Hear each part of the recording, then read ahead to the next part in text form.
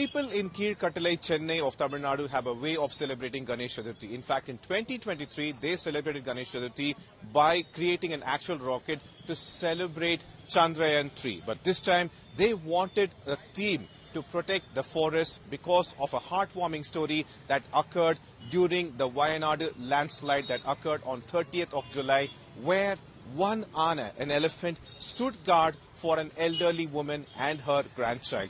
It was Sujata, an elderly woman, and her grandchild Mridula, who were running as they saw that their house was collapsed and engulfed by the landslide. Sujata and Mridula were swimming through muddy waters as they were hearing cries for help, and they had attained a shelter in the dark forest at some location, only to find out that they were just a half a meter away from an elephant. There were 3 elephants over there, equally terrified, but those elephants were just half a meter away from Sujata and Mridula. At that point, Sujata said that she could not return back because the other side, it was a landslide, and she begged and prayed to the elephant to spare their lives. Sujata has said that she had already come from one disaster and all she wanted was to spare one night over there until somebody would come to rescue, even that she was not aware of. But this Ana, the protector of the forest, that day decided to protect them as well and stood there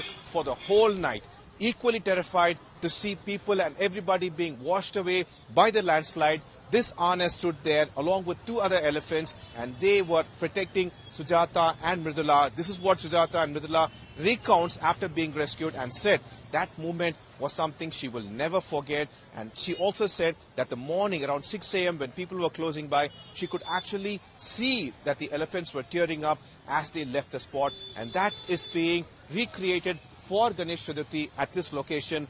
The saviors of the forest, the Ana, was actually standing guard, protecting an elderly woman and her grandchild as they were wondering if anybody would come to save them. That Ana was the only hope at that point, and that has been recreated over here, stating that forests should be protected as it belongs to everybody equally.